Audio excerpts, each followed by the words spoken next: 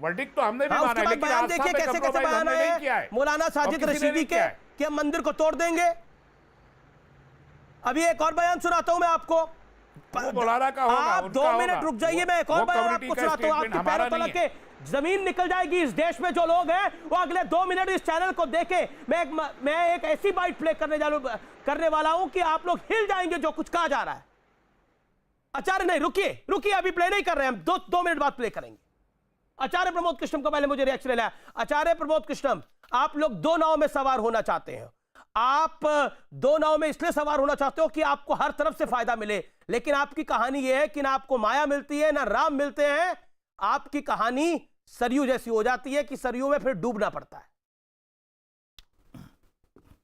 देखिए अमित देवगन जी, माया तो हमें चाहिए नहीं, वो तो बीजेपी को चाहिए, लेकिन हमें राम जरूर है हमारे यहाँ। हम राम के हैं, राम के सब हैं। 2 विषय उठे, एक उठा राम मंदिर का, दूसरा उठा भगवान परशुराम की मूर्ति का। मैं दोनों का जवाब देना चाहता हूँ, हाथ जोड़ के निवेदन है, मुझे सुन लीजिएगा। तस्लीम नेमानी ने भी एक विषय उठाया। राम के मंदिर का जो आंदोलन है, भगवान राम के जो मंदिर का आंदोलन है, वो कई सौ साल से संघर्ष चल रहा था। बीजेपी का तो जन्म ही 1980 के बाद हुआ, इंदिरा जी के समय के आसपास हुआ है। सुधांशु जी बैठे हैं, बता देंगे।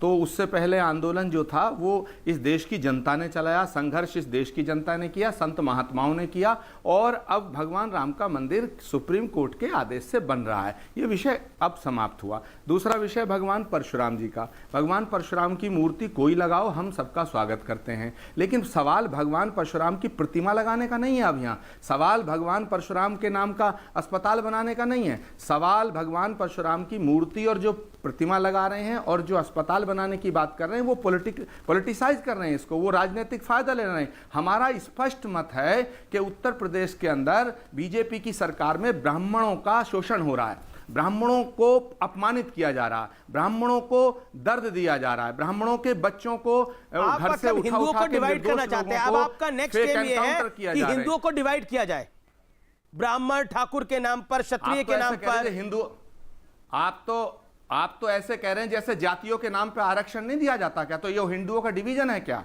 है सुप्रीम कोर्ट के फैसले को मोदी सरकार जी ने बदला तो क्या डिवीजन है? अरे ब्राह्मणों को भी अधिकार है। राम पे काम नहीं बना तो परशुराम पे आ गए। एक सेकेंड, अब आपका श्री राम पे काम नहीं बना तो श्री परशुराम पर आ गए आप। अच्छा, और आप जो इतनी बड़ी बड़ी बातें कर रहे हैं आचार्य जी, आप ही के एक सांसद को कोट करता हूं मैं। सुन लीजिए,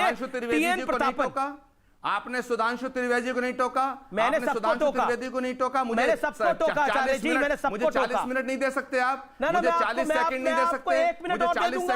सवाल सुन लीजिए, सवाल आचार्य, सवाल सुनिए पहले।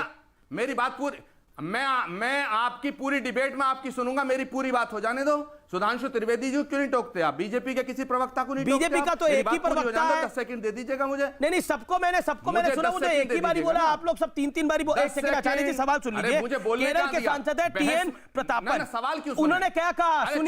सुनिए आपके लिए उन्होंने क्या कहा। सोनिया गांधी को उन्होंने चिट्ठी लिखकर जताई आपत्ति, कमलनाथ दिग्विजय सिंह के बयान पर आपत्ति जताई। कांग्रेस रास्ते से भटक रही है, अति धार्मिक राष्ट्रवादी पार्टी के लिए सही नहीं है। राम मंदिर पर प्रियंका वाड्रा के रुख से मुस्लिम लीग नाराज हुई है। अब आप मुझे बताइए, ये आप ही की पार्टी के सांसद है जो कह रहे हैं कि श्री राम का अगर इतना नाम लेंगे तो मुस्लिम लीग नाराज हो जाएगी। सुनेंगे, जवाब दीजिए। सुनने की जहमत करेंगे हुजूर। मैं ये कहना चाहता हूं कि विषय परशुराम जी की मूर्ति लगाना नहीं है, विषय परशुराम जी के नाम पे अस्पताल बनाना नहीं है। विषय है उत्तर प्रदेश का ब्राह्मण अपने को अपमानित कर रहा है। जो भी राजनीतिक पार्टी उत्तर प्रदेश के होने वाले मुख्यमंत्री के रूप में ब्राह्मण को प्रस्तुत करेगी, उत्तर प्रदेश का ब्राह्मण उसका समर्थन करेगा। मैं डंके की चोट पे कह रहा हूं, सुधांशु जी की पार्टी कर दे, समाजवादी पार्टी कर दे, बहुजन समाज पार्टी कर दे, कांग्रेस पार्टी कर दे या कोई और कर दे, ब्राह्मण उसका समर्थन करेगा जो उत्तर प्रदेश में मुख्यमंत्री का चेहरा ब्राह्मण रखेगा।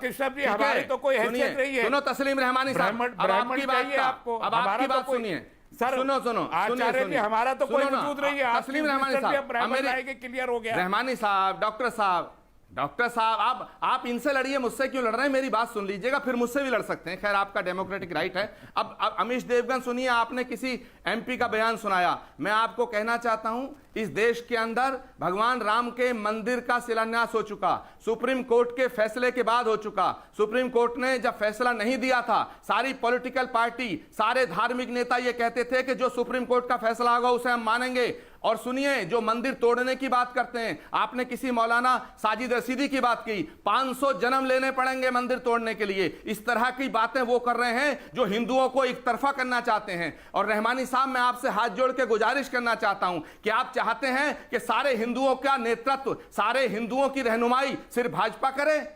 अच्छा, मतलब आप मान रहे हैं कि ये हिंदू वोट बैंक के लिए आप तो खुद ही मानना चाह रहे हैं सब कुछ?